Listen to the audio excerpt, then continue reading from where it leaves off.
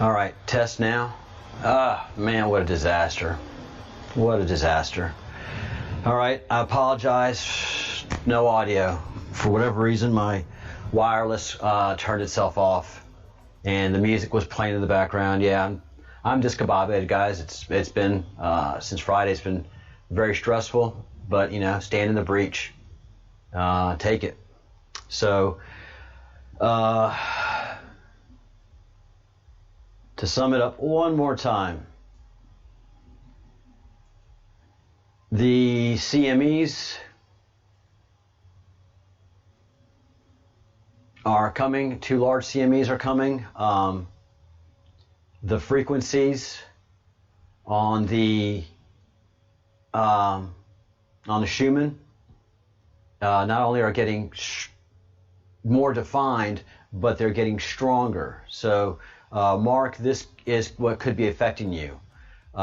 If you look at the 12th, we kind of pointed this out a little bit, but everything in this frequency line is getting stronger and stronger. And right here, we are having repetitive spikes, and they're becoming predictable. Virtually every 24 hours now, from 21 to 21, so every 24 hours, we're getting a Schumann spike.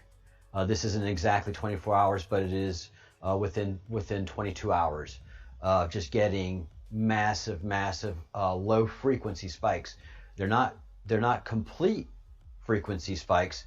They are low frequency spikes. And then for the rest of the time, the frequency is stronger at that 7.9. Not only now is it defined, but it keeps getting stronger and stronger and stronger. And then that is also happening at the 13 frequency. As you see here, it is building up and getting stronger and stronger as well. And then in all the frequency ranges, we're getting much stronger. And this is today's Schumann. This is current. So as you can see in the 7.9, the human frequency, it is just getting stronger and stronger. All right, and then getting back to the sun.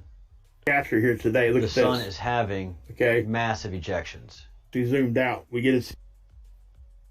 So 2 massive CMEs, and of course they impact Earth. And the way they impact Earth this time is very strange. But notice the power coming out of the sun. This is just a massive CME or massive EMP as well. It's an electromagnetic pulse, and there you have that round weird object that is attracting. Every time there's a CME like that, that round sphere is there. And look at that. Round. Crap. Round. And Wade's just never seen anything like this as far as these ejections from the sun goes. And he's been doing it, I think, this for 5 years, watching the sun and watching these tools. And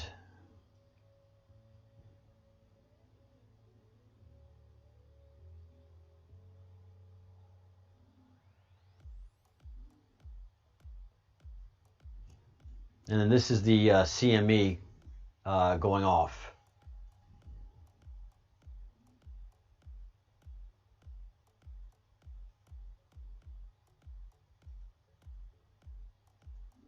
And waiting for Partha and Angel Hope to come in. All right, so notice the CME, how it comes here, and then notice on the right-hand side how it impacts the Earth. The yellow dot here is the Earth. You see that big yellow?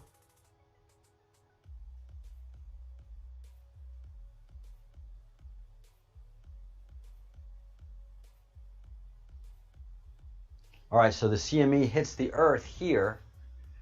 And hi, Nancy. Hi, Maria. Hi, Kate. Hi, everybody. Welcome to the Breadcrumbs Project, my heart. Hi, Netish. Welcome to the Breadcrumbs Project. Right now, we are studying the end of times event. We are predicting that we are going through an age shift. We're going into the age of Aquarius, and we've been following things pretty closely for about a month and a half, 2 months. A lot of space events that have been occurring that NASA won't talk about, JPL won't talk about. It's only a small channel YouTubers that are really talking about what is occurring. And right now we're focusing on the sun. The sun has been doing some massive discharges, some CMEs, coronal mass ejections, which are also electromagnetic pulses. They're massive energy pulses, and they've been striking the Earth. What impact it is having on the Earth, we really can't tell, but there's a shift in vibrational frequencies, and so we'll go back and take a look at that again in a second. But I just want you to see on the right-hand side, when the CME hits the Earth, how it gives this massive electrical signal. You see that? And again, there is a large object next to the sun that is generating these things. So there it comes again.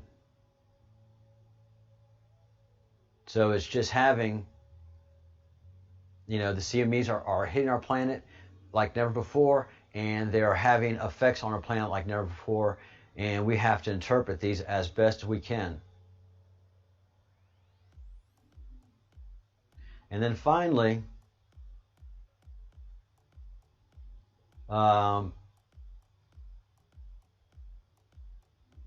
going to turn the volume up on this because, as Partha has said, our electromagnetic field. Hi, Emma. Good evening. Hi, Sam. As Partha has been talking about, our electrical magnetic field is really, really, really low. Almost dangerously low. And especially in the poles, North Pole and the South Pole. And I say dangerously low because I'm using Wage's words. You shouldn't be exposed like that in an airplane for more than 800 hours in that charged particle environment. So there's a lot going on in that sense. So let's see what Wage has to say. We had an uptick there. Maybe there was a small flare from that sunspot that was Earth facing. Who knows? It was not that big of a deal. It looks like it might have made it into small B class, maybe a B1 or B2 flare. That's the energy that we're seeing there on the X-ray flux. Now the proton flux didn't move. Nothing happened there. Now look at this. Okay, this is where it becomes confusing for some people. So let me explain. This is low activity. Okay, this is geomagnetic activity. This is what we look at when we get CMEs and, increased solar wind from like coronal holes. When we get a geomagnetic storm, they will label it as such. A G1 is the lower one, right? All the way up to G5. You see a G5 storm, we're talking probably an X flare of some sort, a large CME, a very powerful one, that kind of thing. Now the KP index over here will follow that same trend upward, but it puts a different number on it. Puts 5, 6, 7, 8, 9. Basically, a KP of 5 will give you a G level 1 storm. You guys see that? Okay? Just so everybody understands. I want everybody to understand what we're looking at. And so on and so forth as you go up. A KP of 9 would put you at a G5 level magnetic storm. Okay? Essentially, it's like a thunderstorm warning system as it goes up. Now, we don't want to ever get up into like that area, right? Into a 9 KP or a G5 storm, which is the same thing, essentially. Now, we get up towards a 6, we start getting pretty concerned. Now, we get into a 7, you're definitely going to hear every channel out there talk about that. Okay. Up a little bit. Now you talk about a G1 or a G2. Sometimes channels won't even talk about that because a lot of times, period. Because we have to have some geomagnetic activity and energy around the low end of this. Okay. We don't want to be that low for that long of a time period. Because we have to have some geomagnetic activity and energy around that deflects. It helps us deflect some of the cosmic rays that get in. Okay? So when it gets real low like that for an extended period of time, they put out cosmic ray alerts. And especially for people that fly. Alright? People that are flying in high altitudes and high latitudes up towards the poles. Because So yeah, as Parth has been saying, and I've been cluing into, our electrical, our geomagnetic electrical sphere has been weakening, and significantly. And the other thing is that, like Wage was saying, usually whenever you get one of these EMPs or one of these CMEs, one of these coronal mass ejaculations, as CJ said, you get geomagnetic activity. The bars raise in this tool. Well, they're not raising now. You know, it's not generating excitement. As a matter of fact, it almost seems to be dampening the geomagnetic field that surrounds the Earth. So yeah.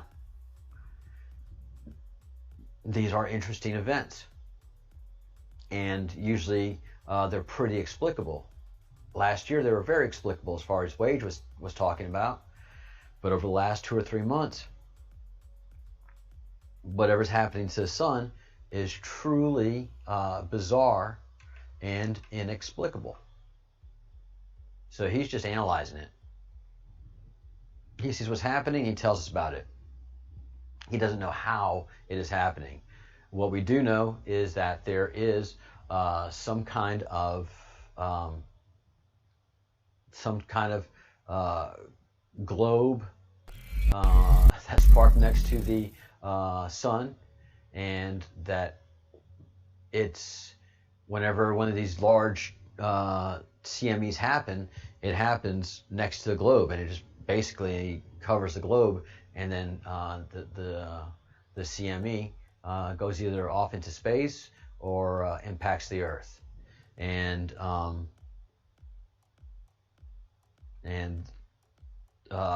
this impact that it has is just so startling. You know, here's the Earth, and when this CME hits the Earth, it generates more energy. It becomes a stronger CME. Just doesn't make any sense. Doesn't make any sense. Yeah, CJ made the pun, coronal mass ejaculation. So coronal mass ejections is the term that the scientists use. So these events continue to happen. Nobody is giving adequate explanations about it. Those that we've entrusted to give us the information on this aren't giving the information on it. Why? Because it's all part of the plan. You know, it ties in with the fact that there are aliens on the planet, there are UFOs, and that's just another thing that nobody's talking about except for me on the Breadcrumbs project.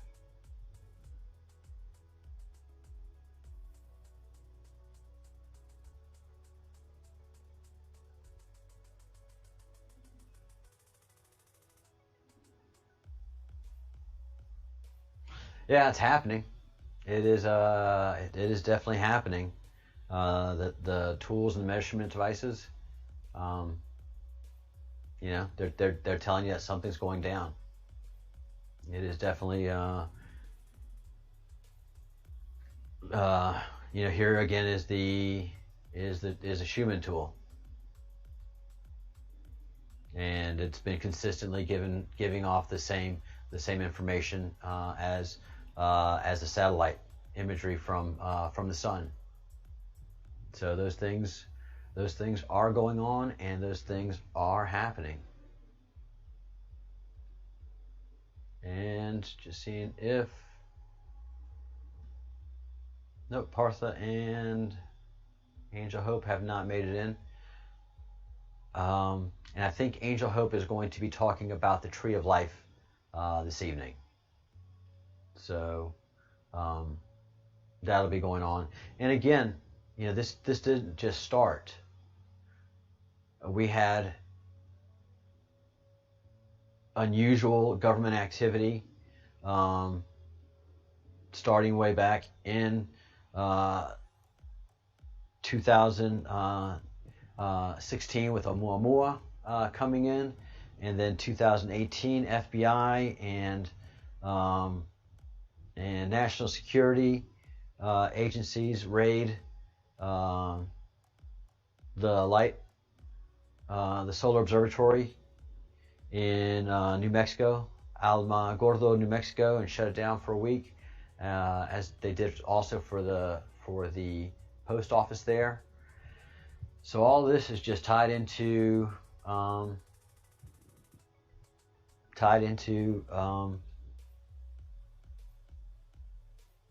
just unusual, weird behavior.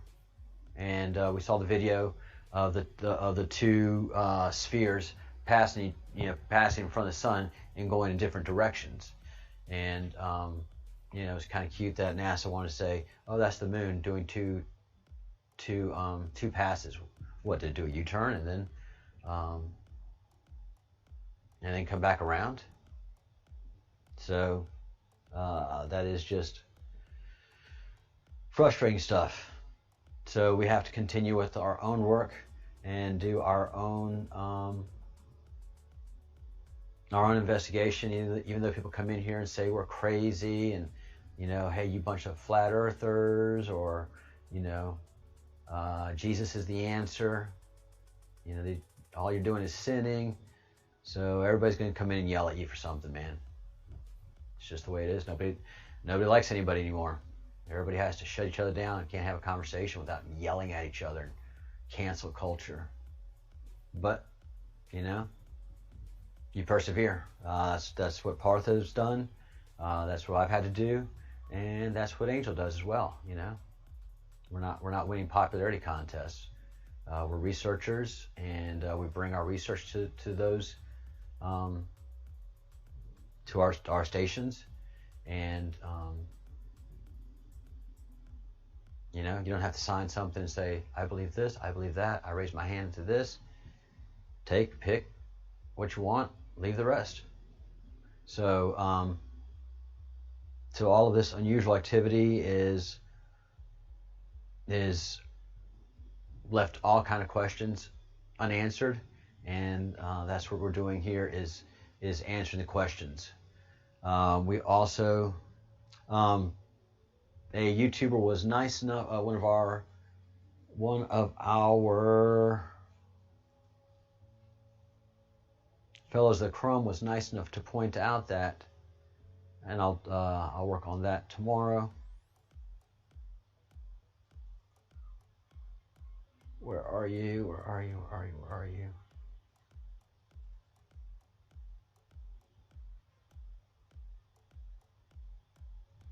As we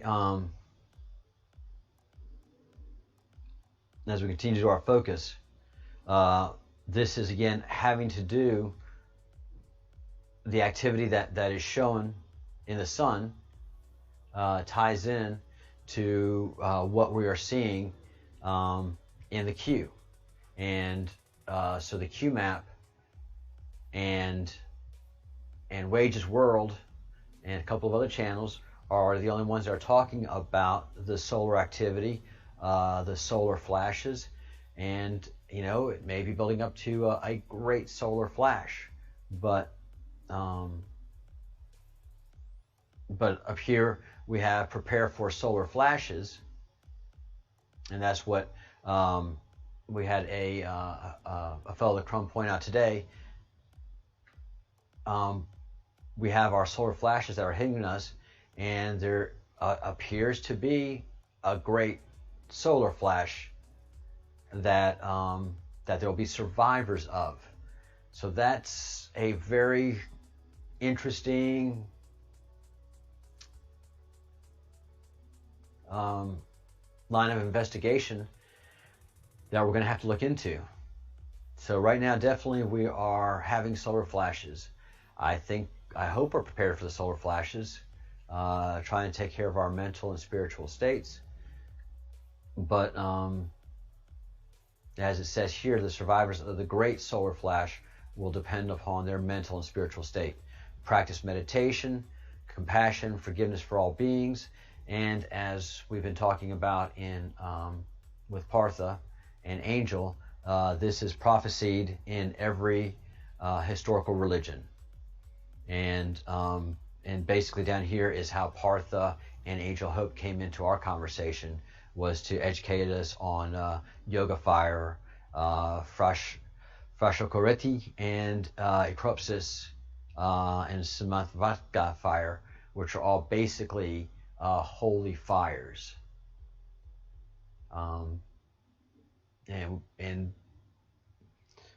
you know, that is, those are defined as they were defined way back when. Yeah, Crafty, I have no idea what's going to happen the summer solstice. I was taking pictures of the sun yesterday, and I haven't had time to process any of that either. But there definitely seemed to be a globe, which seemed like the old Earth, and then something not way, but right below it that generated the white, hot, incandescent sunlight that burns the eyes to look at now. So we can't even look at a sunset anymore. You know, the white, this white incandescent light just absolutely burns. So when I was looking at the sun yesterday, because it was very cloudy here, I could see the round sun, and then right below it was just this white beaming thing. And I took a couple pictures of it that came out pretty good, but I gotta pull them from my phone to the computer and then get them ready for presentation. So we have solar flashes now, and we just continue to prepare what we have to for the great solar flash. And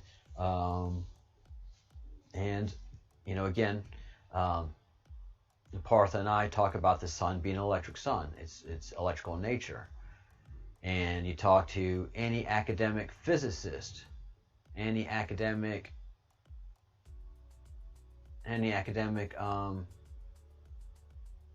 scientist, any scientist, just about, they're going to tell you that the sun is a nuclear event. And you try to explain to them, no, it's an electrical event, and they just yell at you, and oh, you're on drugs, you're on mushrooms, what you know, stop it, you're putting in misinformation. They yell at you, they call you names, and yeah, so I'm kind of used to that.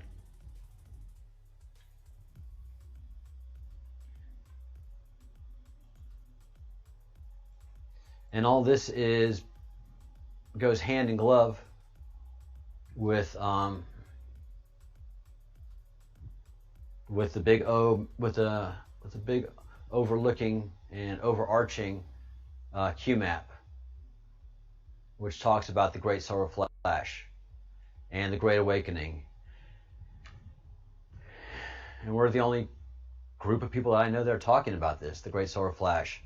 Up and to the right of the Great Solar Flash, this area that has the sacred geometry and the collective consciousness and mass meditation is in the rainbow body. All of this is an area that Partha and Angel Hope are extremely familiar with, and have been having a great time, for lack of a better word, but an exciting time deciphering this and explaining how all of it does connect. But above the Great Awakening is the Great Solar Flash, and then over here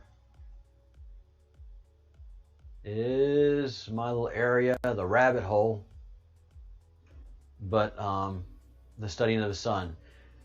So prepare for solar flashes, great solar flash, and then it has great solar flash 2019 to 2023, 2024. That's why I feel kind of comfortable in the time frame that we're talking about. So we keep on studying, and we keep on learning, we keep on growing, and we keep on working complex things.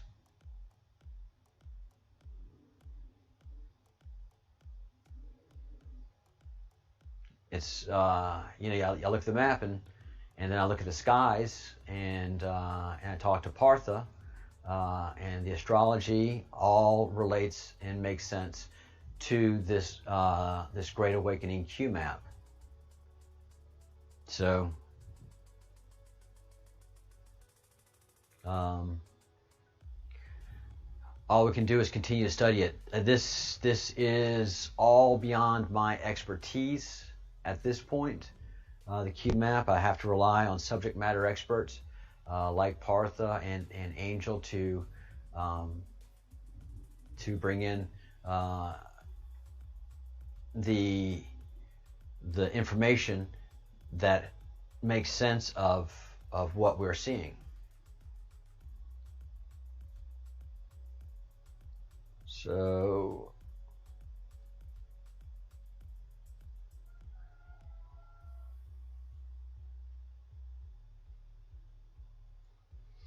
and so this is what we've been working on a whole lot for the last several meetings, and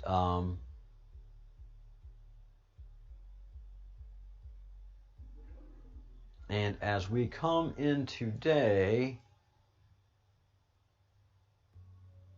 it doesn't have the tree of life that I can see in here, and maybe it does. There's just, you even look at it and you look for something and you don't see it, and then suddenly you look at it again, and then boom, it's there. But it's usually after somebody tells you to look there, and you say, I've been looking there, and I just didn't see that. But I think it was it's a request for Angel to come in and talk about this, and so they are, and they'll continue to help us analyze the northern portion of the Q map. This greater left-hand portion of AI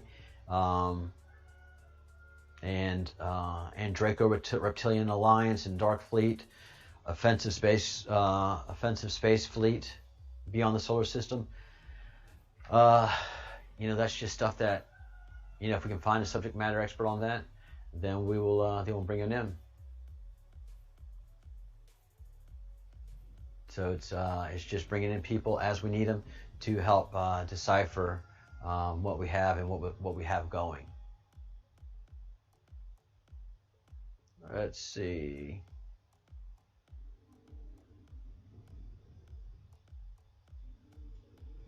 And then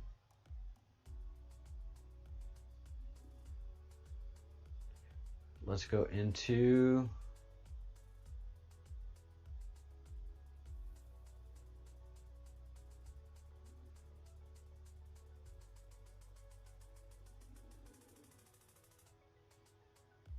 where we are relevant, and that's here and towards the end of the QAnon timeline.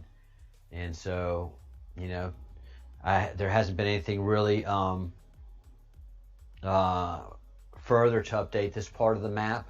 There we are, Breadcrumbs.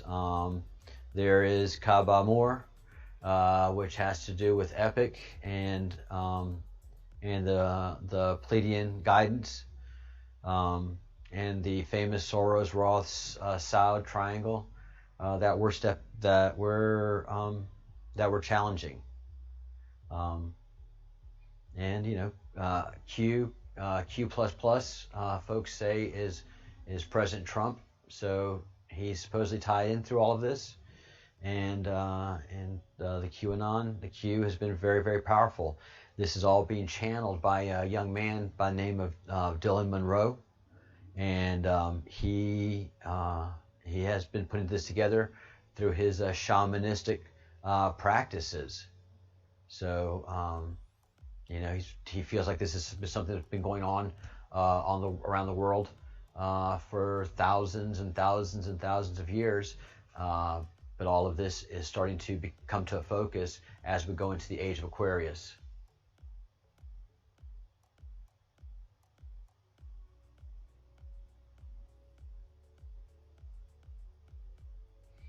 Oh, how cool is that? The Daily Express confirming Partha's story that the Mayan calendar was out of sync.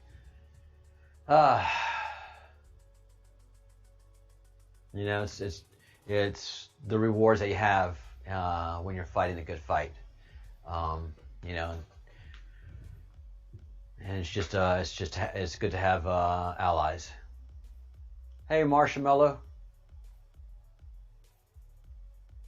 Oh, you are in Maine? You should have stopped in and visited with Mitch Fitzsimmons.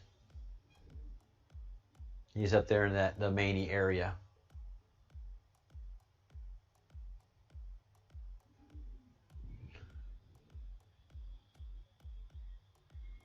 And yeah, we continue to follow everything as detail oriented as possible, and keep everybody as informed as possible too, and let folks make their own decisions. Bring in as much information as you can to support this, just like Joseph did, letting us know that the Daily Express UK, confirms Partha's hard work that he does, and he goes against the grain to bring us that information.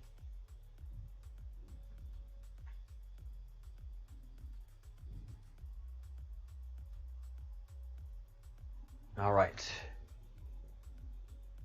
Where do we want to go? We got that. All right, just gonna take a quick break here while we wait for Partha and Angel, and we'll be right back.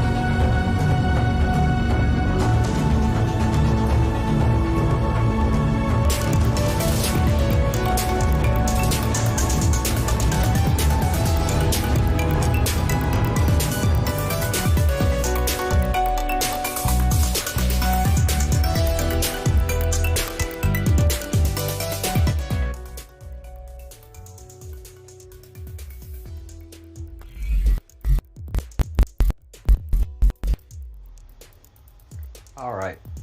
Well, we'll wait for Partha and Angel to join us. And the very cool MB, Mr. MBB333. This is a great website to use in doing your own research and trying to get more information and more tools to look at the sun. So again, the number 3 has been so strong in this project, in this group, and so this is Mr. MB333.com, and this is where you can get the Schumann resonance tool and other tools that we can use to do more analysis on the sun. And I'm trying to use more of these myself and become educated in how it all works. This is all pretty new to me. Oh wow! So Angel is letting us know that they've had a power outage, but she's still going to join our meeting without video. So she's going to be talking with us.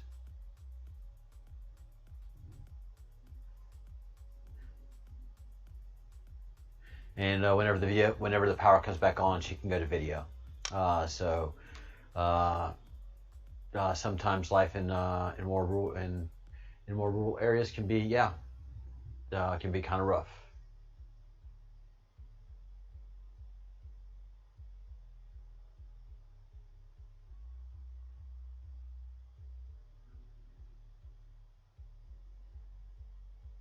And let her know that I feel bad that happens.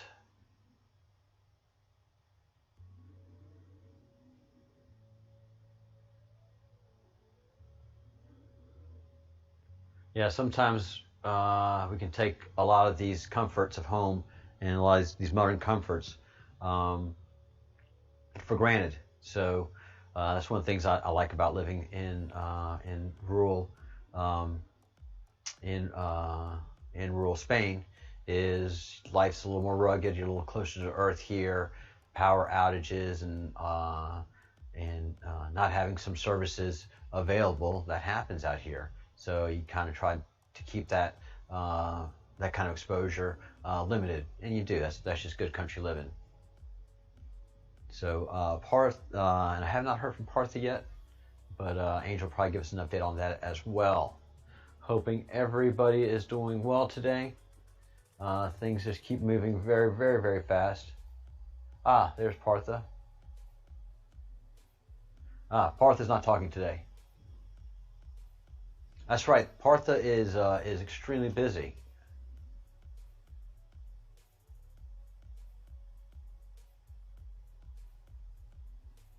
Oh, Joseph. So you're very familiar with Mr. MBB333. Yeah, it's hard to using standard. We're the only people in space, and everything and we just evolved here. If you're just using that mentality, you can't explain what's happening with the sun. It is mostly just the sun right now, but also we've been seeing a massive amount of UFOs, and again, the U.S. federal government has acknowledged that they are UFOs. Hi, Joshua.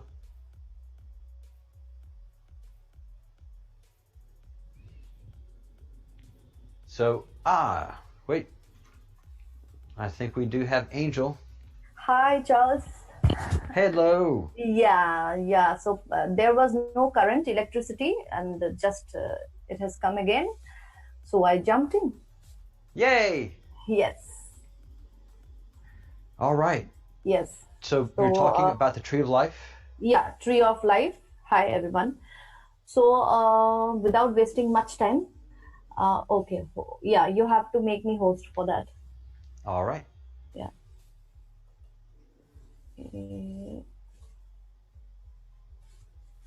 are you, Zoom meeting? You're there. Where is the other screen? It's okay. There you are. It's not coming yet. Yes. Now it is. Yes, thank you. So, yeah.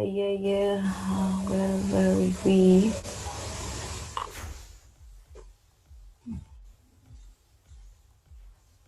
Yes. So we are here now. I hope you can see my screen. It's starting to come up. Oops. Can you see my screen? Just about. Okay. And as it's starting, Yeah, definitely. I should wait for I think some seconds. HP has started screen sharing. Paused. You can do Your. I don't know why. Okay, let me do it again.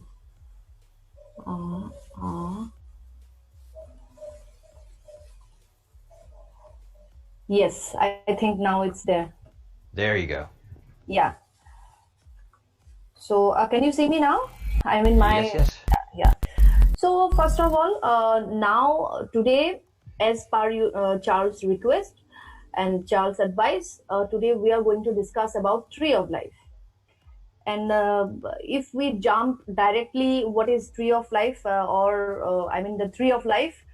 Some people might not understand what is this exactly. So, what is the meaning behind the tree of life? The tree of life represents growth, as a tree starts out as a small, delicate sapling and grows over a long time into a giant, strong tree. The tree grows up and outwards, representing how a person grows stronger and increases their knowledge and experiences throughout their lifetime. Which tree is known as the tree of life? It's baobab tree. I think you might know. It is a Oh yeah.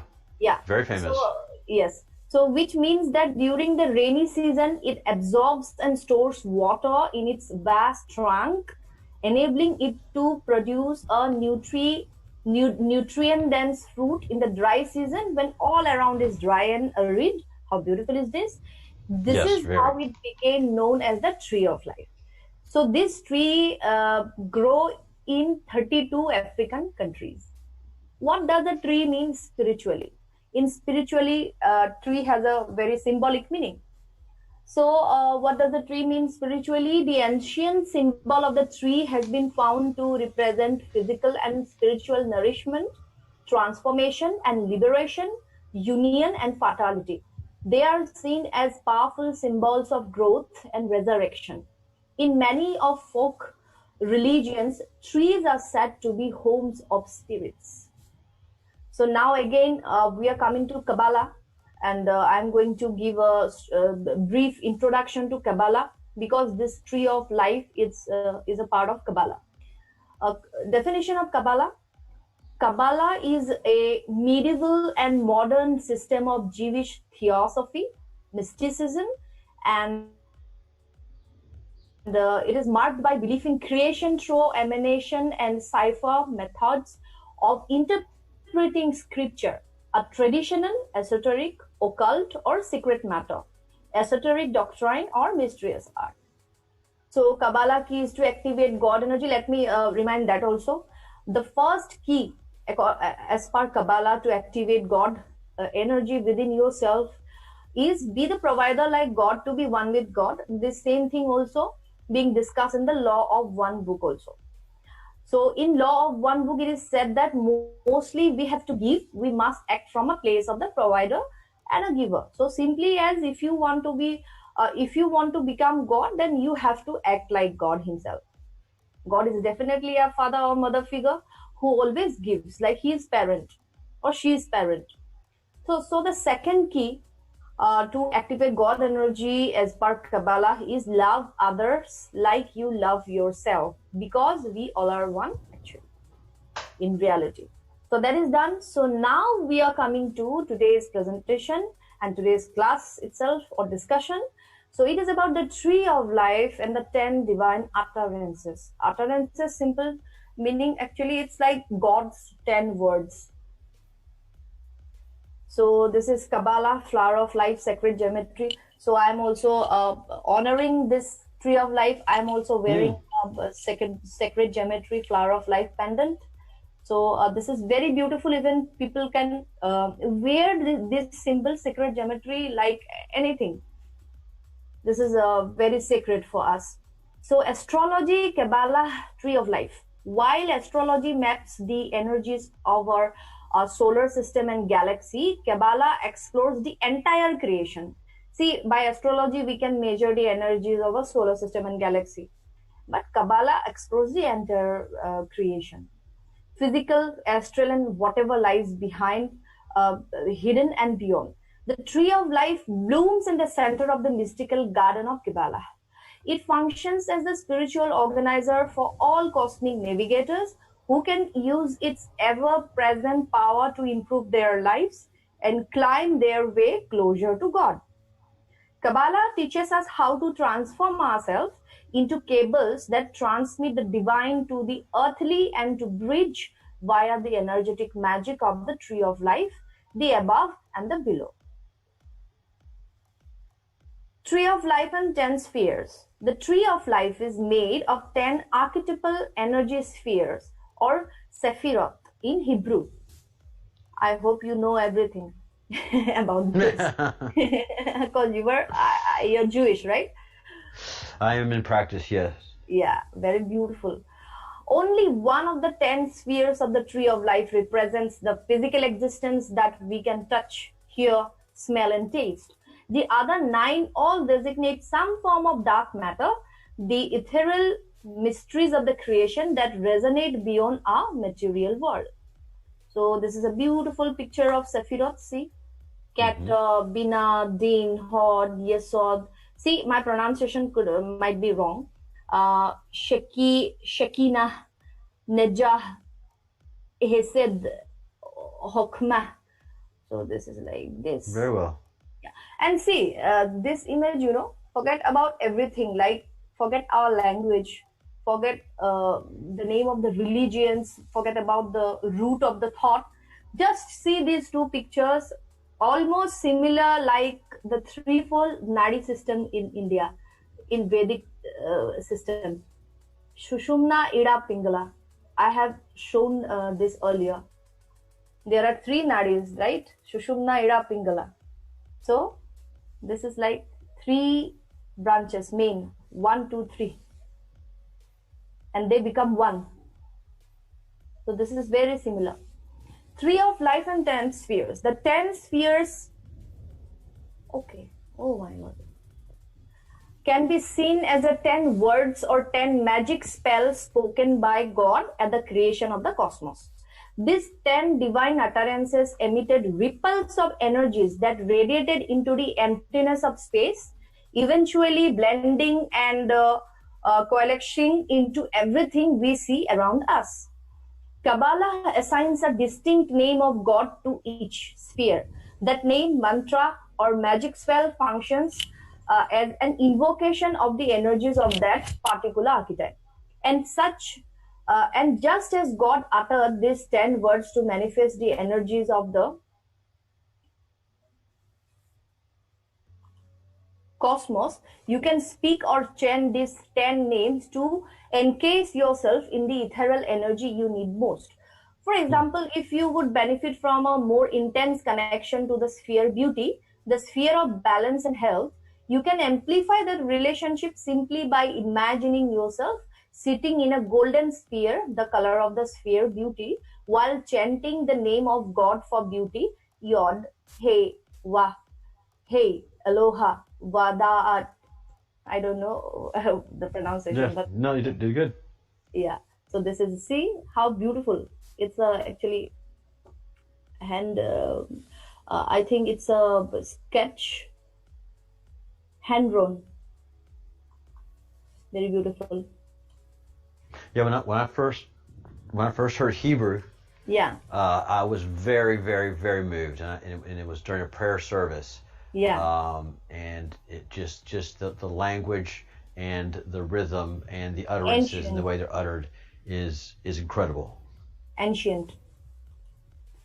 So this is the image of Zohar. Same things. Zohar. I talked about it earlier. So what is the first sphere or archetype? The first sphere or archetype to emanate as a word from God's mouth is called crown, keter, in Hebrew. Crown symbolizes the will. See, this is the crown symbol. The crown symbolizes the will of God, and that will, according to Kabbalah, is the will for oneness. God is one. God's will is unity. Humans arrive as individuals, each of us unique in form, appearance, and personality, but the message of the crown resounds clearly. We are all connected. We are all the same. That's the message.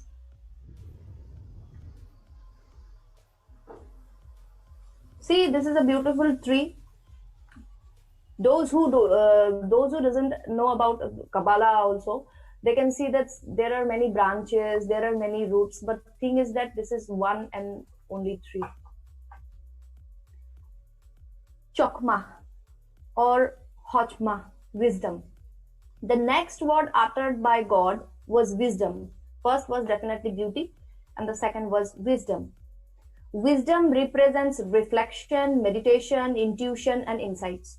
Wisdom is the echo of the first archetype crown. Sorry, the first was crown, then definitely crown, and after that, wisdom. So it symbolizes the mirror in which God's openness reflects itself. Reflection via meditation or other techniques of inner discovery enables us to locate the divine part of ourselves. That's why meditation is there in our QMAP. It's very important. Intuition, meditation, reflection. Kabbalists paint... It's all the old religion. Talk about meditation. Yeah, more or less, but some doesn't say so. I will not tell about it now, but some think it's evil. How weird is this? Oh, it is.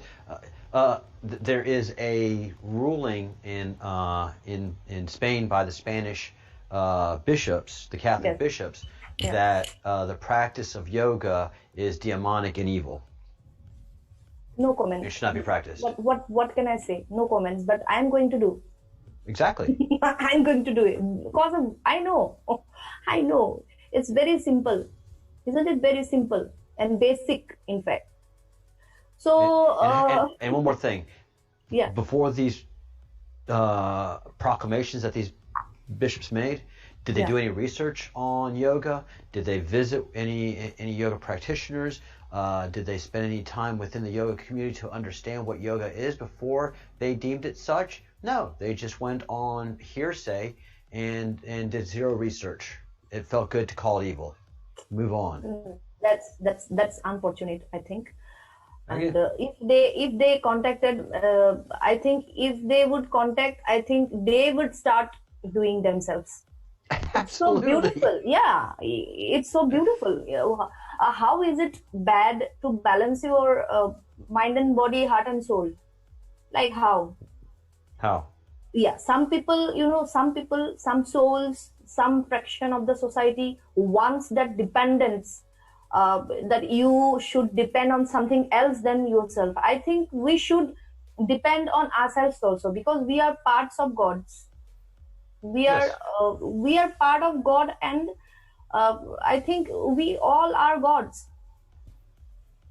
So this is important, that we should take responsibility for ourselves, at least for our own mind, body, heart, soul.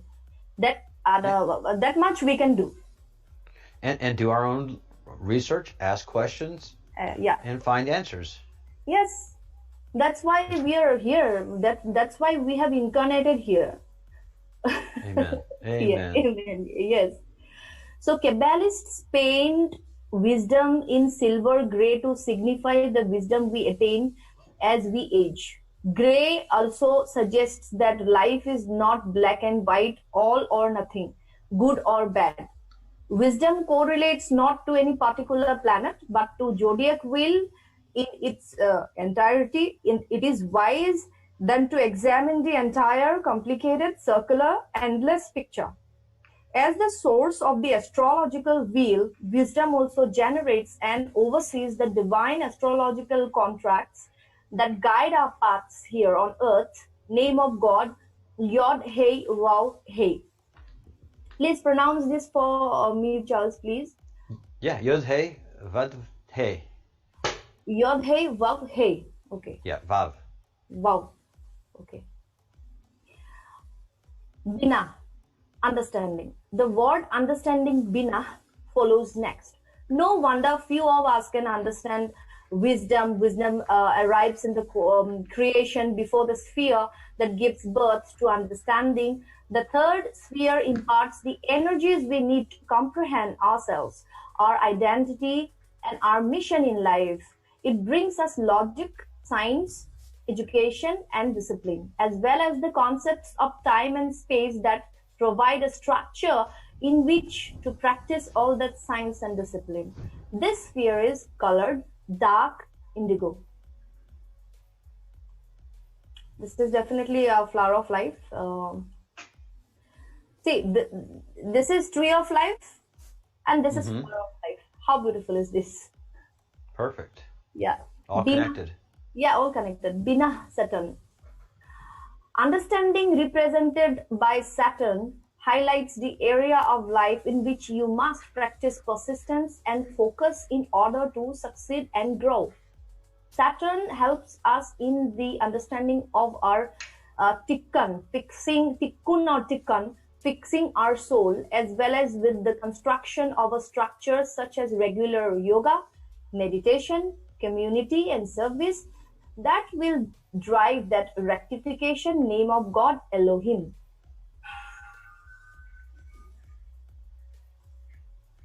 That is tree of life. Yeah, many interpretations are there for tree of life, so I have taken some of them. Mercy, Hesed. Next, God spoke mercy, Hesed. Now, these days, Charles, I'm learning, French, and that's why I used to say it's maxi. So, sorry, yeah, some problems are there, the language. No, some problems are there in our accents. Very much. That's why I say it like maxi, but it's mercy, I think. So mercy, Hesed. Next, God spoke mercy, Hesed. Mercy embodies the archetype of compassion, unconditional love, expansion, benevolence, and the grace of God. Whenever you feel good about yourself and those around you, you experience the energy of mercy. The sphere is associated with Jupiter, the ruler of Sagittarius and Pisces. Jupiter in our chart marks the area of our life in which we are likely to enjoy benevolence and boundless opportunities. Jupiter or mercy also highlights the potential that you can transform into actuality. Mercy represents the most accepting and forgiving energy of the tree of life and creation as a whole. It works as a reinforcement of the prior sphere, understanding. If you gave to the universe what understanding asked of you, in mercy you will receive or reap the rewards of the discipline and effort. The color of mercy is blue, the color of the boundless seas and sky. Name of God, El, Carlisle, El.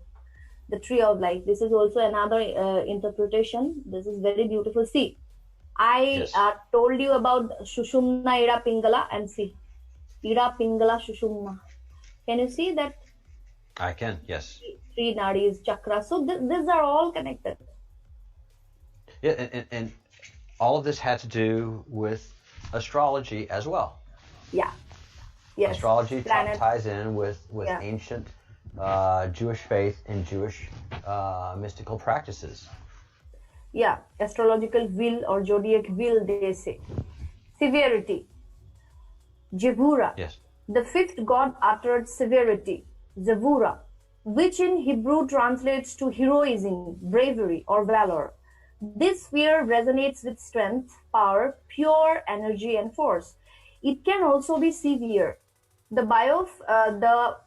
biographies of heroes and heroines such as Moses or Superman, see Superman, Kal-El, often feature harsh childhoods or incidents that forge them into remarkable people. Kabbalah also calls this sphere din, which means judgment. This sphere, in Islam also there is one word, dini ilahi. So this sphere is designed to balance the unconditionally expansive, loving, giving nature of mercy. Severity is associated with Mars, the ruler of Aries and Scorpio, obviously. Since Mars is the red planet, it makes sense that severity also colored red. Red warns us of danger, red alert, protects the red cross, and prevents us from crashing into each other, a red light. The red light. In astrological charts, this sphere underscores the area in your life in which you possess great courage, where you might need to be more of a hero, or where you fight for your rights as well as those of the others. Severity or Mars asked us to put your foot down so that you might receive what is duly yours. Name of God, Elohim, Gibor. Gibor, yeah.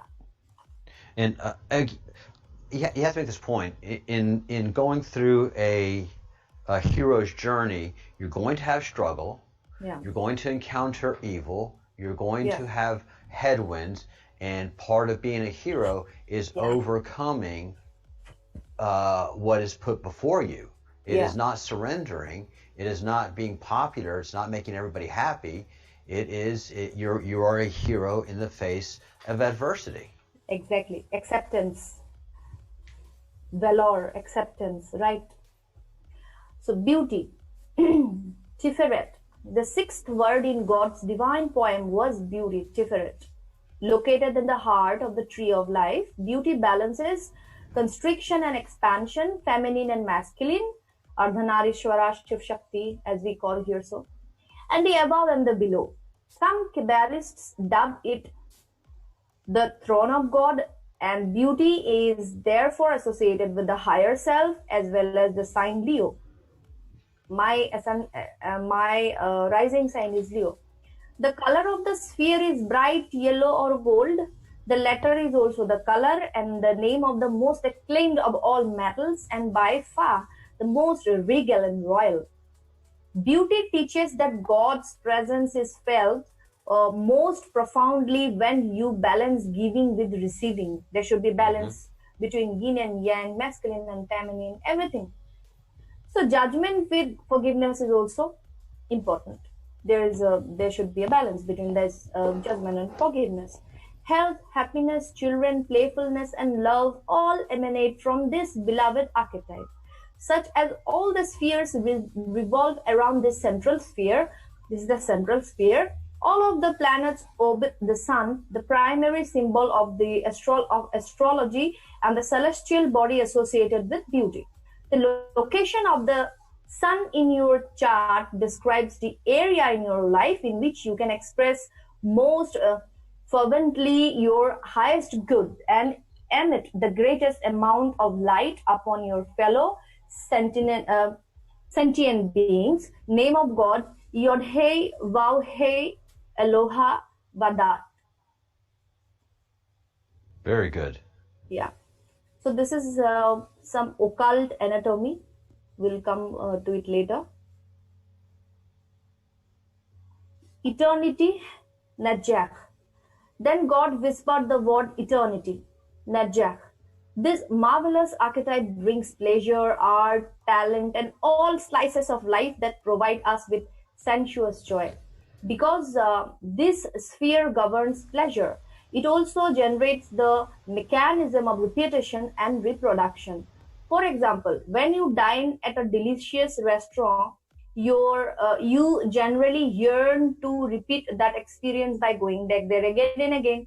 Mother Nature operates on this same principle. One tree seeds a second, and then a third and fourth on into eternity until we find a gigantic forest.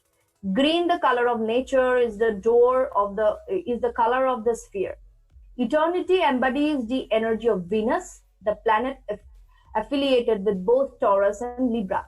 This sphere oversees peace, diplomacy, negotiation, and relationships, as well as personal talents and money. Venus or eternity in your chart underlines the area of your life in which your idiosyncratic talents can be deployed to generate financial security and abundance. Name of God, Yod Hey Vav Hey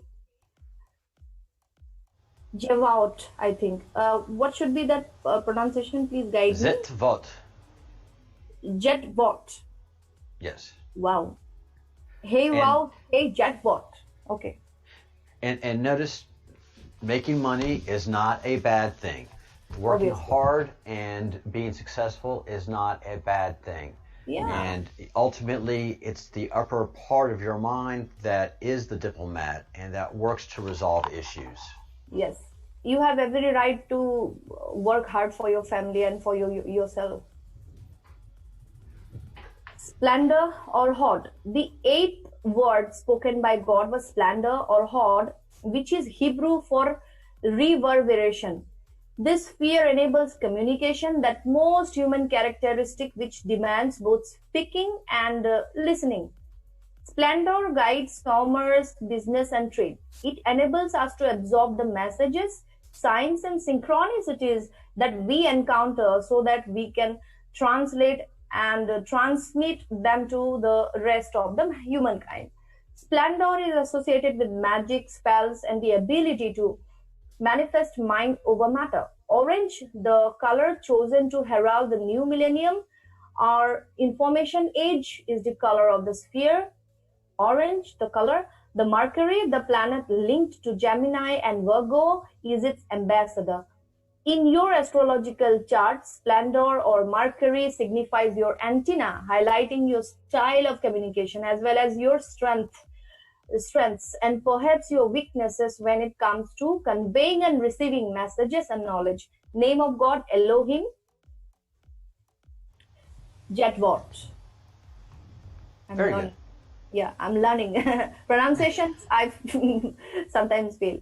Kabbalah, 10 words of God. See how these are designed so beautifully. Foundation, Yesod. Ninth came the word foundation, Yesod. This sphere holds all the secrets and subconscious powers of the universe. The word Sod, which is the root of the Hebrew name of the sphere, means secret. That is one of the reasons why sexuality and passion are governed by this sphere. This intense and mysterious wheel of energy also governs transformation, healing, intimacy, and death. The law of attraction can transform your life and afford you what you always dreamt for. Foundation is linked to the moon, the ruler of the night, as well as the sign of Scorpio. It is colored purple-violet, a rich tone that nonetheless emits the highest visible frequency in the spectrum. In your chart, foundation, the moon, exposes your inner reflexes, how you instinctively react to various situations in your life. It also might reveal hidden memories of early childhood or trauma, as well as the places in which you safeguard all your secrets. Name of God, Shaddiel Chai. Is my voice audible, Charles? Yes, it is. And Okay. it's Shadel El Hai. Okay, fine. Thank you. Shadel El Hai. Yeah, Shadal Ehai. Okay. So this is Malshut. At the last word to emerge from God's consciousness is the Kabbalistic story of creation in his kingdom, Malshut. In Kabbalistic astrology, kingdom relates to your rising sign or ascendant, the path you chose to walk in this lifetime, the highway that leads to your destiny. This sphere encompasses the entire physical creation, from unseen viruses and your neighbor next door to alien starships and vast galaxies millions of light years away. Name of God, Adoni Haaretz. Adoni Haaretz. So please help me in the pronunciations. I also have... Adonai Haaretz. Yeah, Adonai. Adonai And what is this pronounced? Haaretz. Haaretz. Haaretz. Wow. And Adonai. Malchut. Malchut. Okay, Malchut. Malchut, Adonai, Yeah, you just put a little Okay. extra pause in the ah. Yeah. Ha-aretz. Ha-aretz. Ha-aretz. Okay. Okay. This is Kabbalah. Okay. So connection among Kabbalah, Buddhism and Brahmanism.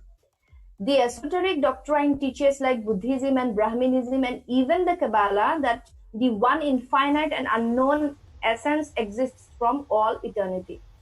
The Brahmanism means you can say like Vedic. So I wrote the word Brahmanism, but you can put it like Vedic. Okay. And yeah, so all this Kabbalah, Buddhism, Brahmanism, they say that essence exists from all eternity, and there is one infinite and unknown essence, and in regular and harmonious successions is either passive or active. In the poetical way, Manu, these conditions, poetical ways of Manu, these conditions are called days and the nights of Brahma. The latter is either awake or asleep. Okay. So the philosophers of the oldest school of Buddhism, which still exists in Nepal, some spellings are not correct because we know, because this is our neighboring country, speculate only upon the active condition of this essence, which they call Swabhavat or Swabhava nature, and deem it foolish to theorize upon the abstract and unknowable power in its passive condition. So I will show you a screenshot of that page now. It's very important to show you. I will stop here. I will show you. So any questions from your side? No. Anybody have any questions for Angel? I think it's easy because I have elaborated everything. Yeah, you give such good lectures. Yeah, thank you. That no one really has any question. All the details are filled in and wonderfully so, because you do it in a PowerPoint format. Yeah. So this is Kabbalistic circle, Atma, Atman, Brahman. See, all are same. And this one is actually, it is very, I cannot zoom it more. It is pure spirit, Atma, spiritual, Buddhist, spiritual level. Buddhists also call it that. And this is all, actually, these are all connected. The tree of, you might say it Kabbalah, tree of life, or you may say it the circle of Atma, Atman, Brahman. Everything is same and it is very much related. And I have this book, so people can contact me and they can read that book with ease. Okay. Yeah, this is very easy. And I have PDFs. Problem is that it is a very big PDF. Yeah, and I have chosen very special things for this. Partha and I. For this presentation, but otherwise it's a bit difficult to finish all these books. Yes. Yeah. It's a big commitment. Yeah. Yeah, bit. So what happens here? It's coming. Yeah. Malchut, we had this Kabbalah. Malchut. Yeah, Malchut. Okay, Malchut. Malchut. Get. That's it. I am also learning Malchut. See, the upper triad, the immortal, E. Levi calls Nefish what we name Manas. Yeah, see, we call it Manas. Names may be different, but thing is same. Image of man, body or what? Yeah. So this is that.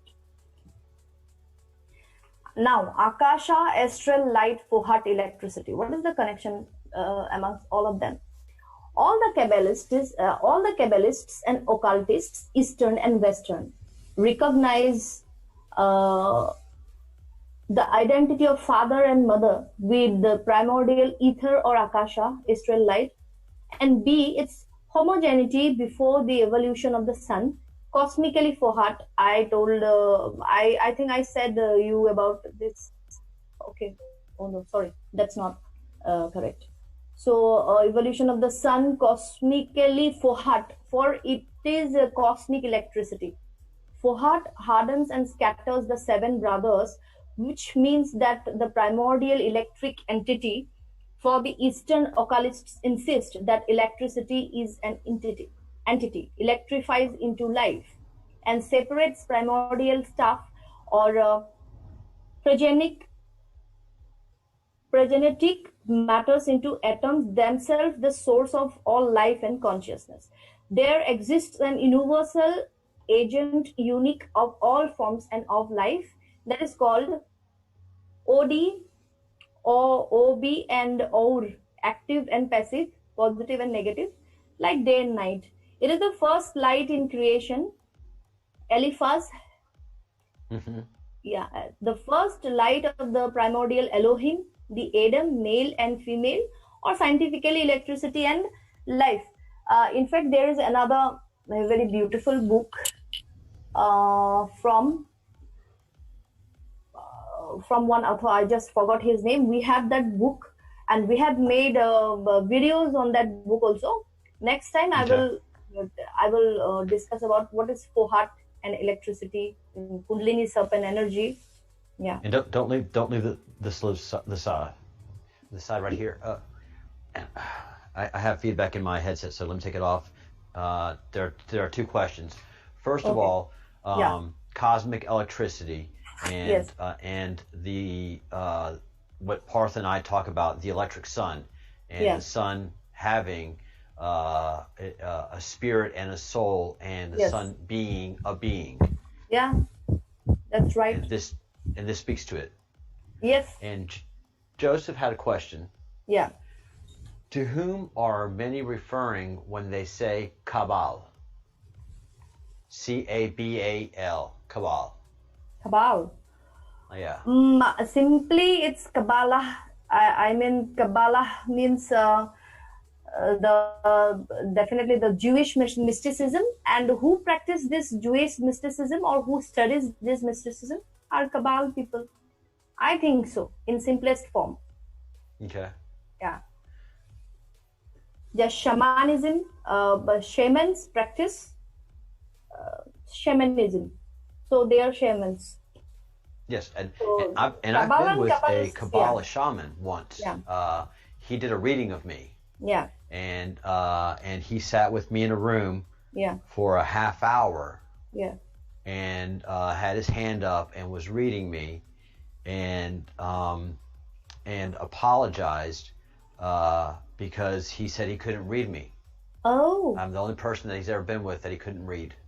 Okay, that's great. Yeah. That's great. Well, he You're apologized. special.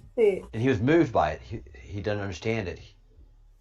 Maybe it's maybe that's only case. You were the only case that he couldn't. I was the only time that ever happened. And he tried and got deeper into his I don't want to say seance, but I could just see the frustration. And it never happened to him before. And he was an old practitioner. And he travels the world. So it happens sometimes, Charles. You are electrical. Yeah. Yes. So here serpent fire comes. Serpent fire is Kundalini Shakti, the Kundalini energy. The ancients represented it by a serpent, for Fohat hisses as he glides hither and thither. See, some people won't get this, but it's important to discuss. The Kabbalah figures it with the Hebrew letter Teth, whose symbol is the serpent, which played such a prominent part in the mysteries. Its universal value is 9, for it is the 9th letter of the alphabet and the 9th door of the 50 portals or gateways that lead to the concealed mysteries of being. It is the magical agent par excellence and designates in Hermetic philosophy. Life infused with primordial matter, the essence that composes all things, and the spirit that determines their form. And there are two secret hermetical operations, one spiritual, the other material correlative, and forever united thou shalt separate the earth from the fire and the subtile from the solid. That which ascends from earth to heaven and descends again from heaven to earth. It is the strong force of every force, for it conquers every subtile thing and penetrates into every solid. Thus was the world formed. So whenever Kundalini awakenings happens, the Sapan energy, it goes from the root chakra to your crown chakra. And in many advanced cases, the Kundalini energy goes to upper chakras like soul star chakras and far up. So people cannot imagine, sorry, No, you're right. Yeah, how things can happen. Brahma, creation in motion. The secret meaning of the usual Puranic phrase about Brahma being constantly moved by the desire to create. This explains also the hidden Kabbalistic meaning of the saying, the breath becomes a stone, the stone a plant, the plant an animal, the animal a man, the man a spirit, and the spirit a god. So there are connections. Yeah.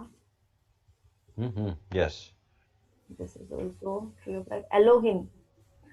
The Kabbalistic circle of the Elohim reveals when the letters of the word are numerically read. The famous numerals 13514 or by anagram 31415, the astronomical pi number or the hidden meaning of Dhyani Buddhas of the Jebers or the Jeborim, the Kaberi and the Elohim, all signifying great men, titans, heavenly men, and on earth the giants. The 7 was a sacred number with every nation, but none applied it to move physiologically materialistic uses than the Hebrews. With this, it was preeminently the generative number, and the male 9070 causative one, forming as shown by the Kabbalists the OTZ, the tree of the Garden of Eden, the double hermaphrodite rod, the fourth race. Elohim and Kabbalah. To find the real meaning of the symbolism involved in this word Elohim, we must go to the key of Jewish esoteric doctrine, the little known, the little understood Kabbalah. There we shall find that this word represents two united masculine and feminine potencies, co-equal and co-eternal, co-joined, see, Ardhanarishwara or Shiv Shakti we call it, conjoined in everlasting union for the maintenance of the universe, the divine masculine and the divine feminine, the great father and mother of nature, into whom the eternal one conforms himself before the universe can subsist. For the teaching of Kabbalah is that before the deity conformed himself thus as male and female, the worlds of the universe couldn't subsist, or in the words of Genesis that the earth was formless and void. Thus, then, is the conformation of the Elohim the end of the formless and the void and the darkness.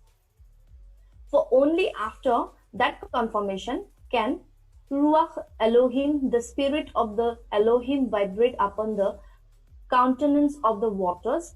But this is a very small part of the information which the initiate can derive from the Kabbalah concerning this word Elohim. Kabbalah and worlds.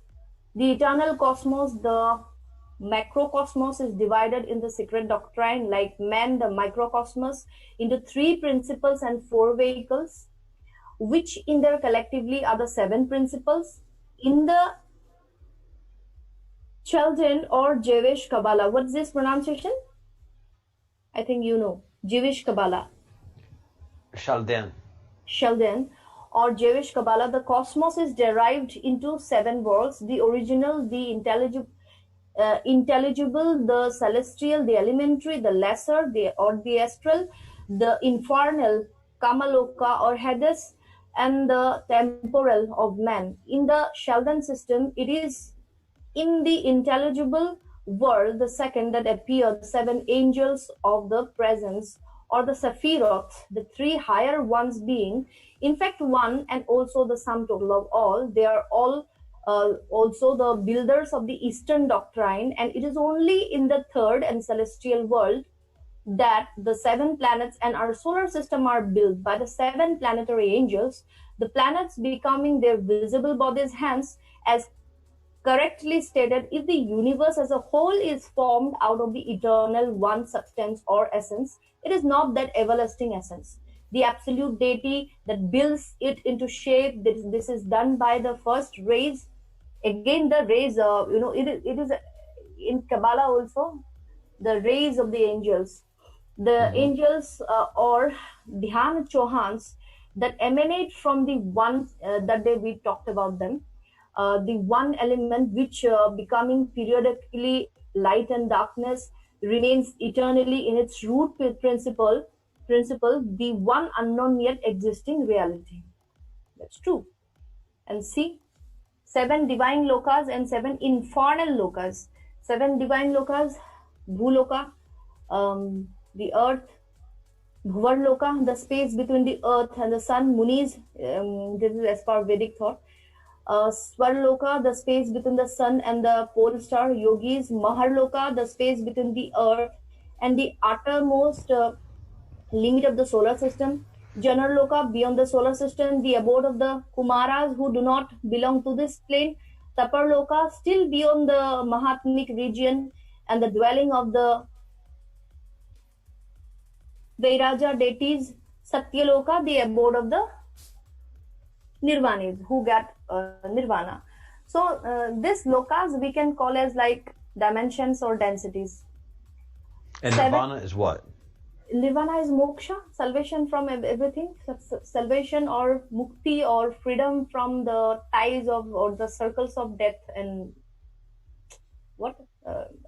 Birth and death. Okay. It's like you become one with God. Is it the escape from samsara? Yeah, exactly. Escape from samsara. I'm learning. Yeah. So seven infernal lokas are Patala, the earth. Partha will explain, I think, after 2 days he's taking rest. Patala, the earth, Mahatala, Rasatala, Talatala, also Karatala, Sutala, Vitala, Atala. So this is like seven infernal lokas. So I shouldn't do this actually. I should be neutral. This above screenshot is from another book, Principles and Forces in Nature and Man. This is not from Helena Blavatsky's book. And I will discuss about the references of this lecture also.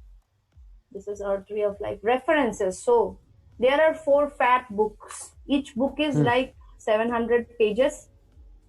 Partha and I given from here and there in the books. They are all written by one lady, Helena Blavatsky, The Secret Doctrine. Most material of today is from, yes, Secret Doctrine of Helena Blavatsky. I could have taken all of you to the PDF to read something, but this is not possible for me to, because it's a very big book. Anyway, now I can take you to the book. This is the book we have. Anyone who wants to read this book can have this book from us. Actually, it's a beautiful book. Yeah, can you see this book? Yes. So it's, I think, this is the book. See, Theosophical Misconceptions, very beautiful, Secret Doctrine. The book name is Secret Doctrine. So there are 7 books. The gist of what today's presentation was, or class was, or lecture was. Sorry, 4 fat books. Well, I like one. Can you send me one? Yeah, of course. I can send you the book. So I can start? I can send you the PowerPoint also. Yes, please. But and if anybody else needs one copy, not all 4, and the PowerPoint, please let me know by email. Yes. The Breadcrumbs project at gmail.com. Yes. Yes, boss. So see here also for 4 fat books, each book is 700 pages. Here also optimal timeline reality. So Breadcrumbs project is also that optimal timeline reality where we similar minded, like minded souls are living together. So that's it, today's presentation, Charles. I'm very Wow. happy. That's a confirmation actually that yes, we have created the third timeline, 47 timeline. Wow, wow, wow. Yeah.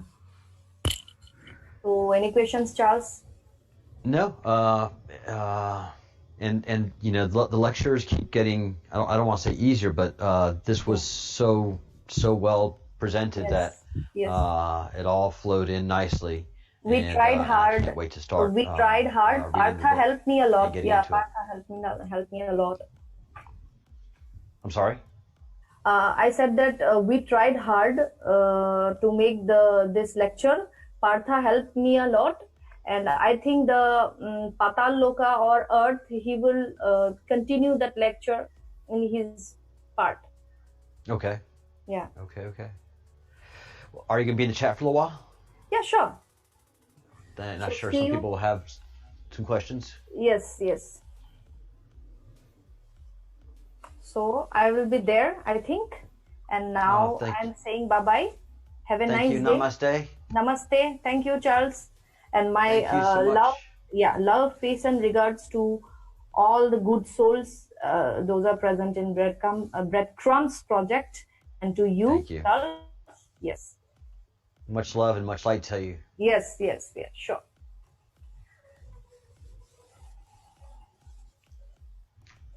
All right, I'm not ready for this, but here I am. All right. So yes, when I have the headsets on, as my voice loops through the mixer and then through the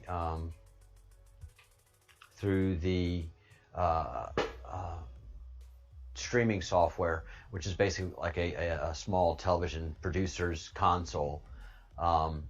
There's a delay from the mixer going through the software and coming back out to the headset and then going out to you ultimately. So it's weird. I can't do it. But yay. So that was another great and very meaningful lecture from Angel. The Kabbalah practice speaks to the mysticism and ancient tradition of the original Judaism practice, and how it was very connected to astrology and to things that are very similar to Kundalini yoga and the chakras and prayer and meditation. And the way Jewish people pray, it has a very obvious association with ancient practices of ritual and of sacred practice.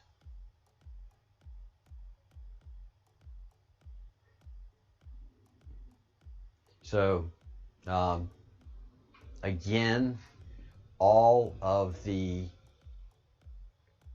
ancient traditions, all of the ancient practices have a synchronicity. On first glance, every religion seems to be its own independent practice that is isolated and unique from every other religious practice. But then as you actually study them and get into the depth of the religions and the ancient practices, then you suddenly find amazing synchronicities in religions that really had no obvious contact, but did have an obvious contact in pre-flood,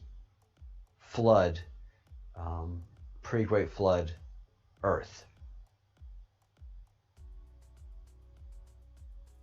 Yeah, we went from 33 in here. Now we are 36 in the chat room. So all of this wraps around every prophet, every ancient religion around the planet has that synchronicity, has that astrological practice, has that meditation being so important. And the only thing before Partha talking about the flashes that we are experiencing, the solar flashes, is this Q map. That's the only thing that has predicted what we're seeing right now. Partha, due to Comet, Atlas, and Swan, as he read the skies, said there's going to be a solar event. You know, and I was like, yeah, it's going to be an AMP, huh? Partha's going to take everything out. No, it's fine. Don't worry. Stop buying things. Don't buy things. You bought too much already. 120 day bottles, 120 day supply of wine is too much. That's too much. Yeah, that's too much. Okay. Yeah, and so he said, yes, there'll be solar events, but it is not going to be a earth-ending one. What is going to be happening in the future? Well, we have to wait till the skies give us those determinations and give us the information that Partha can read. But the Q map says there's going to be a great solar flash, and those that practice mental and spiritual peace and practice it,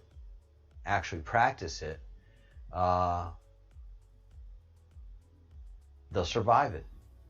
Survivors of the great solar flash will depend upon their mental and spiritual states, practice meditation, compassion, forgiveness for all beings. This is prophesied in every historical religion.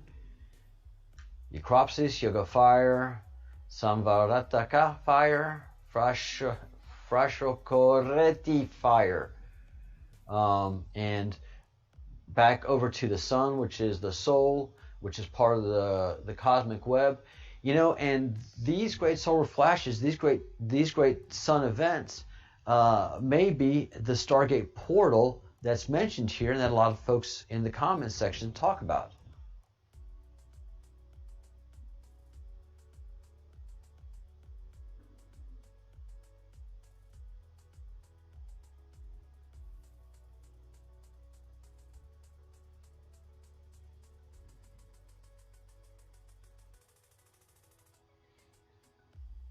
Let's see.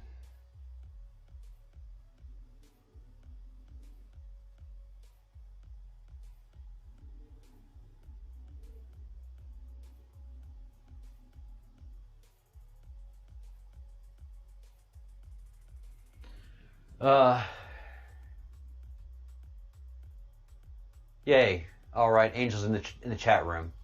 And I was just catching up with anything in the chat.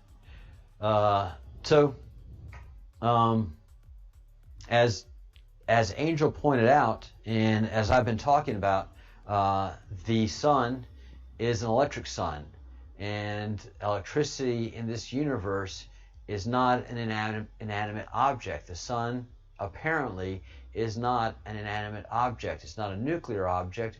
It's an electrical object, and it's very powerful, and it has its own sentient life. That very well could be, as we've talked about before in Egypt, the Ra. And then you have the Ra of the Law of One. So there's just so much to be aware of. So much to be aware of. And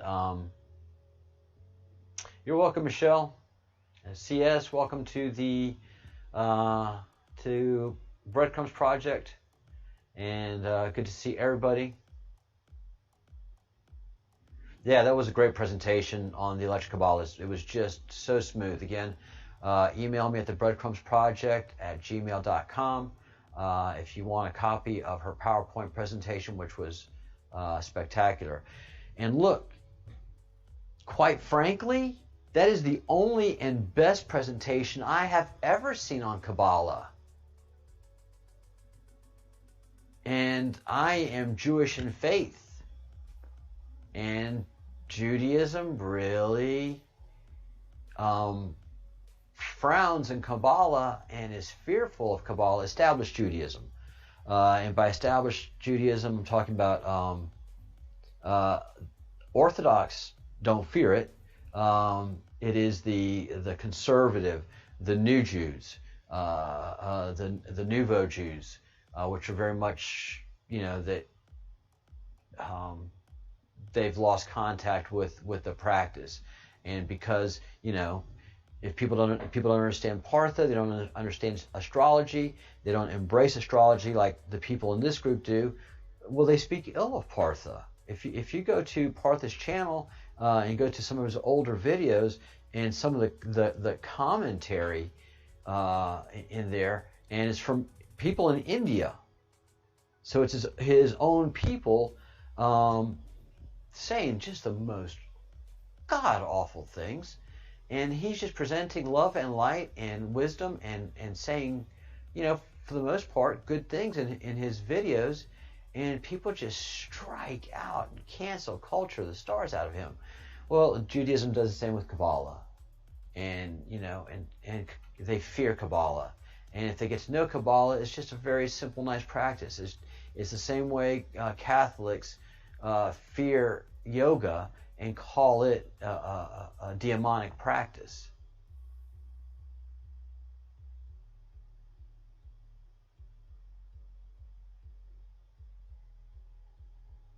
Yeah, it is shunned, and when I went to go meet the spiritual Kabbalist, it was by invitation, and it was just super hush hush. I had to go visit this certain rabbi, and we met in a very private room in a building that it is not a it wasn't the synagogue, the formal synagogue. It was a smaller synagogue, an off-road synagogue.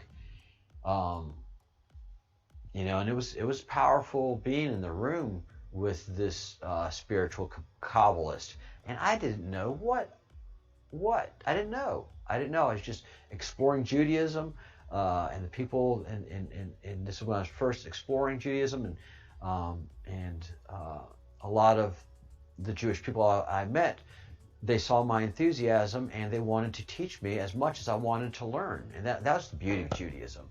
Is not only could I learn, but I could argue, I could question, and I would get answers. Sometimes it wouldn't be the answer that I like, but I was never shut down, shut out, or rejected in any manner. It was very liberating to talk spirituality and to talk the depth of the soul, and to have that person, that conversation, take you even deeper. It was fantastic. And one of the things that we always forget is that religion, really, honestly, religion is the curating and caring for one's soul. And that it's only since the Roman Catholic Church took over the world in such a brutal and tough way, but the medieval times were brutal and tough, that power became more important than the soul. But remember, the soul was very important even in the most darkest, deepest Roman Catholic times. You were able to pay for if you donated money to church, you would get forgiveness on your soul. Your soul would have a nicer journey to the afterlife. So every religion, even today, is about your soul and preparing you for the afterlife as best it can.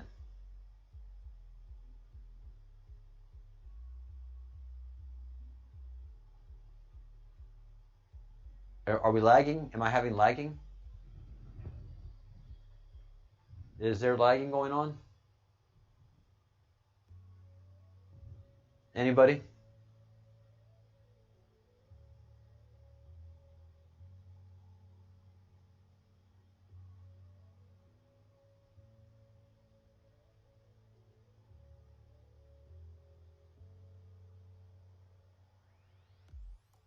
All right, no lagging. All right. So what's happening to the sun right now? We don't know. Wade's world and what he has taught me about the sun and the activity and stuff that we're seeing is just incredible. Then you tie it in with the sun being a living being and even a Stargate portal, and it kind of makes sense. And then if you try to look at the sun right now, it doesn't make sense. And we have the solstice coming up on, I believe it's the 26th.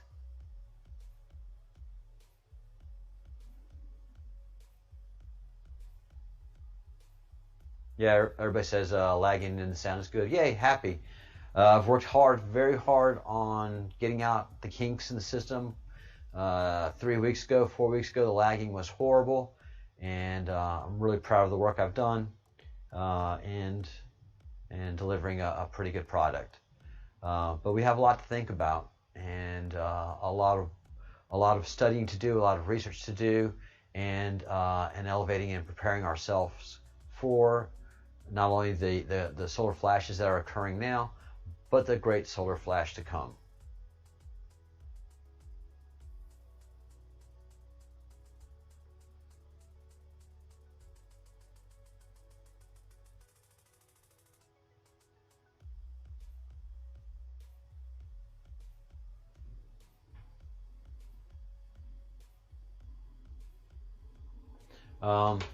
And that's what we're going to continue to do here. Any questions?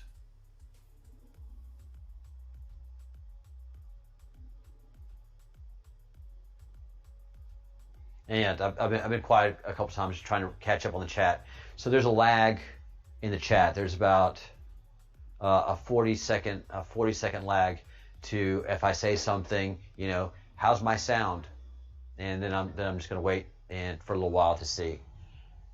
So the solstice is the 20th. 20th, 21st is the solstice. Yeah, June 20th and 21st are going to be big days.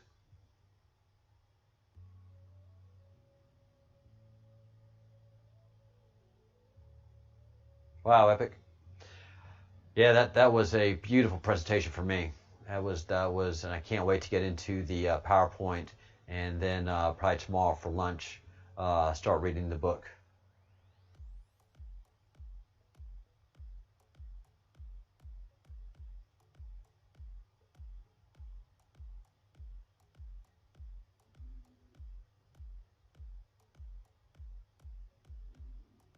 Oh yeah, this is overwhelming stuff. I get freaked out a lot too.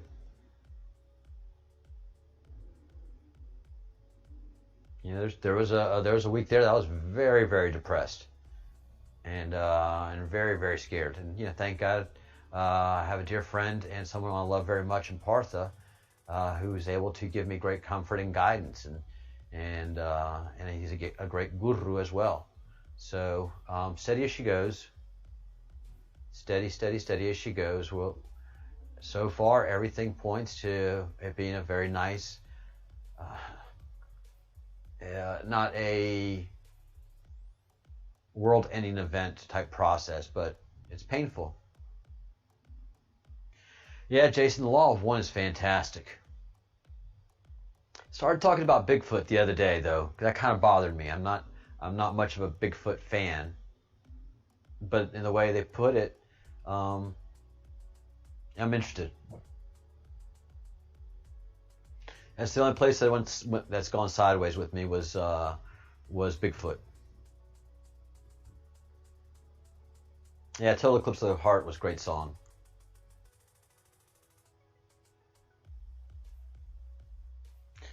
Again, I can't thank Partha and Angel enough for educating us so deeply, and I thank everyone in the group for being so open-minded and receiving such different teachings. This was a deep Jewish teaching, and so I'm glad everybody was open to it.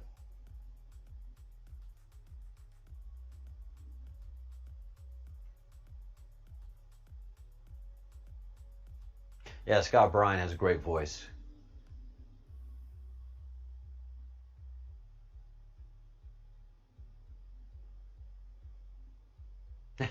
Fitzsimmons. What raised your what raised your cat hairs? Oh, NPC. Yeah, there's a lot of philosophical points that a lot of philosophical views that that Partha exercises. I mean, he is a true philosopher. He will challenge you at every level. He will not say you're wrong, but he'll just challenge your conventionality in thinking. He's not going to say your experience is not your experience, but he'll give you a perspective, a philosophical perspective, built on ancient traditional practices and mysticism.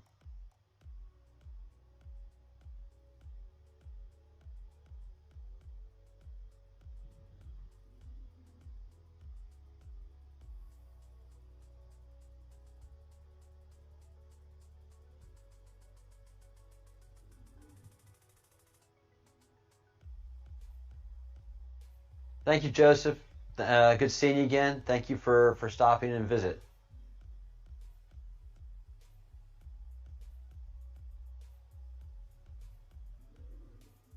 Yeah, Bonnie Tyler. I had a crush on her.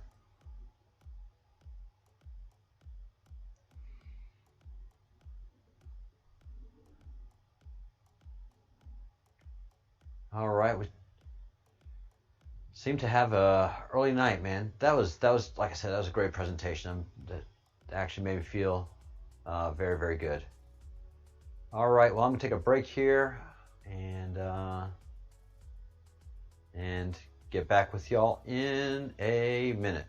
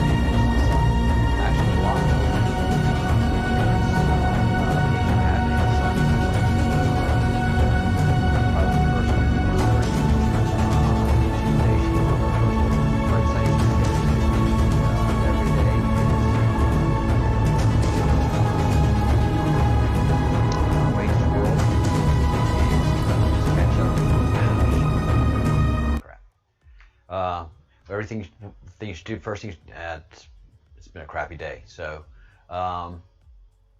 first thing you should do every day is go to Wages World. And if he doesn't have anything, then just wait for him to post something. But he's the person that I'm working with to get my information from. And then his information fits perfectly into what I've been working on and what I've been studying, which is this right here. And then this expands out into what Partha and Angel Hope talk about. So we're deciphering it and presenting it, and what you do with it is up to you. That's what part of being a project is. We're not a religion. We're not a discipline, and we're not a school, an academia that gives out grades and causes you to regurgitate to us so that we can give you a blessing, give you a piece of paper, and then send you out the door. We follow breadcrumbs, some big breadcrumbs, some small breadcrumbs. Some breadcrumbs pan out and lead into what we're experiencing right now with the QMAP, Partha, and Angel Hope, and then some breadcrumbs collapse, like the comets, Swan, and Atlas colliding. Thank God that didn't happen, but that was just best I could do with the information I had to make a projection.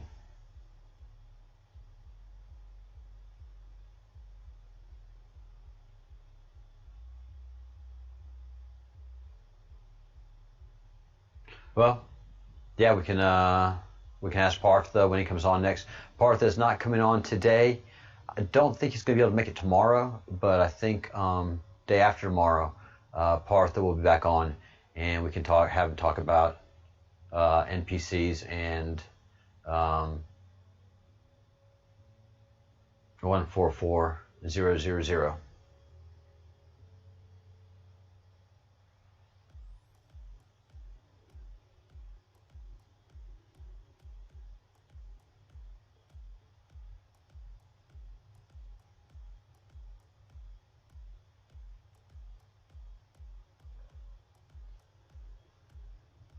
So yeah, I'll keep you posted on Partha's availability. He has a job too, and he's got project deadlines, and he has to meet project milestones, and those can be 14 to 16-hour days when you're a programmer.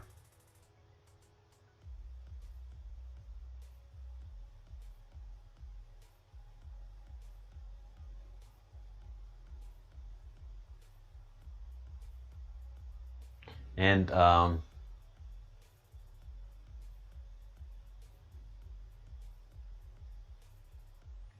yeah, we can also invite other people to come on and discuss NPCs and such topics.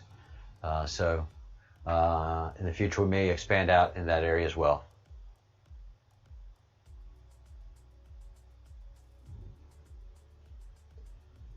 All right, guys. Kind of wrapping it up here. Any questions?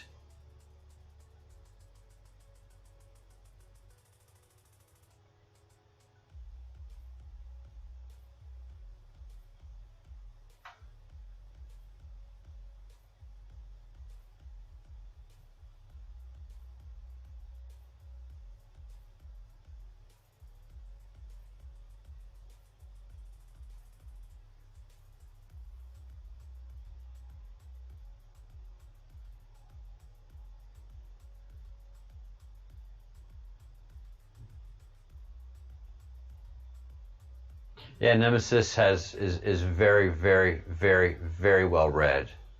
Nemesis is very, very deeply educated in a variety of fields, and self-taught, and in a very difficult place to teach yourself.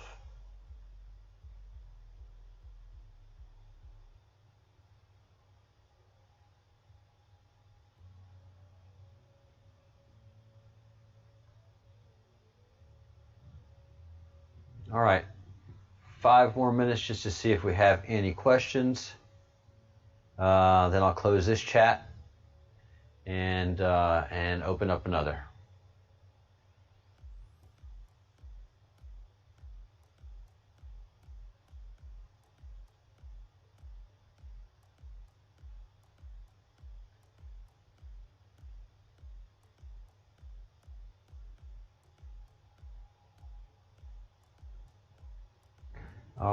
Yes. All right. Again, the sun is more important than you ever thought. The sun is far, far more important and more complicated than you ever thought. And it's especially complicated right now.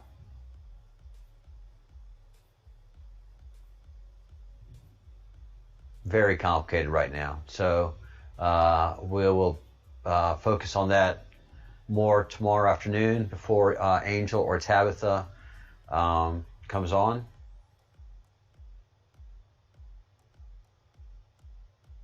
Hey Tabitha, I'm sorry you're getting all that lagging. You have horrible internet. I'm so sorry. Hey Kate. Yep, I'll go ahead and I'm going to stop this in 2 minutes and let it spool up.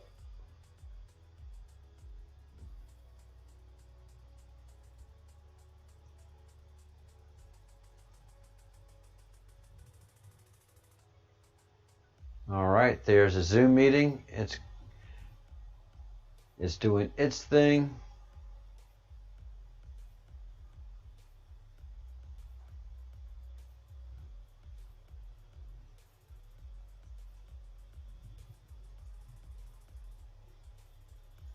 All right, very good.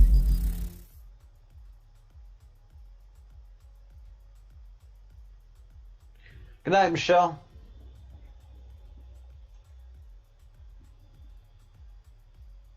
All right. Yes. So, 1 more minute, and I will be ending the stream, and then I'll open up another stream for chatting.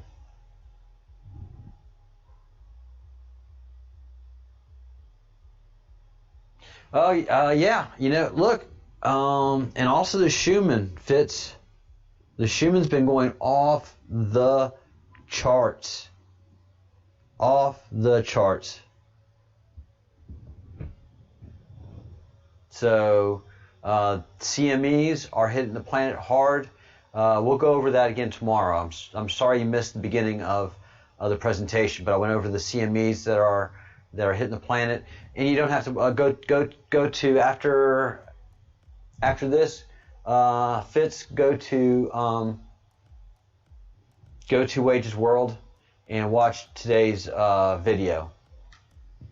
I mean, we're getting nailed with CMEs, and the CME that hit us yesterday, basically it hit the planet Earth and just went bigger. So something happened.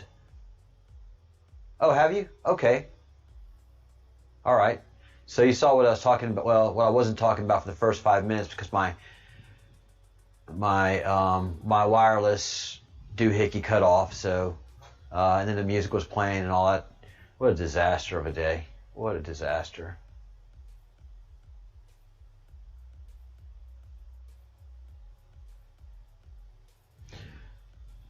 All right.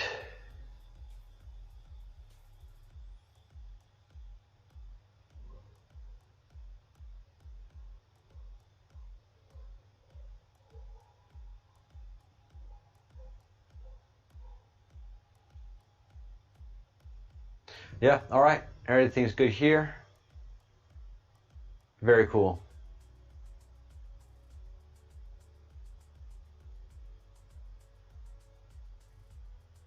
Ah, got you, Fitz. All right. I hope you're getting ready for the solstice. 6 days. Hope you have good sun.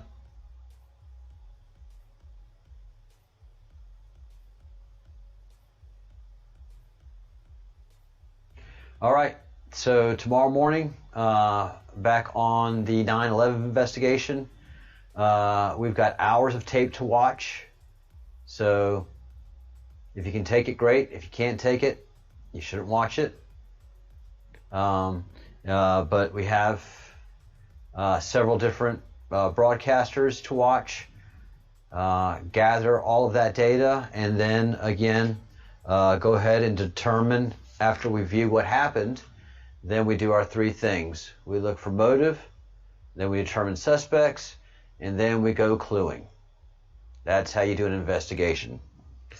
You don't scream, you don't cry, you don't have conniptions, you investigate. So, yeah, that investigation continues in the morning, which I'm kind of glad about. I'm glad to have something else to talk about and something else to investigate. And I'm glad that I'm establishing an excellent record on that. So that's going to be work that I'm going to be very proud of after we finish. Who knows where it ends up? I might end up saying at the end of the whole thing, wow, it was fake. Or wow, the government did this. Or wow. But you got to allow the investigation to happen, man. Don't shut people down. God, it's the worst.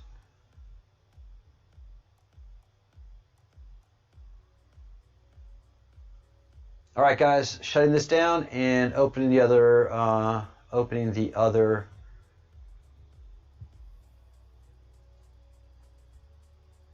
chat, and I will be off of that chat, and you guys can have fun and say whatever your hearts please.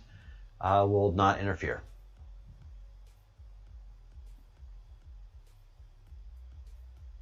Yeah, that's part of the freedom of speech. Even though everybody's yelling at me and saying just atrocious things. I didn't block anybody. I didn't kick anybody out.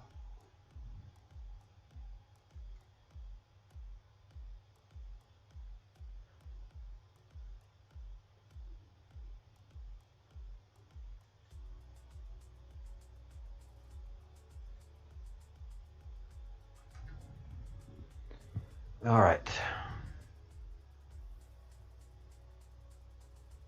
Have a good night, Fitz. Nemesis, good night. CS, good night.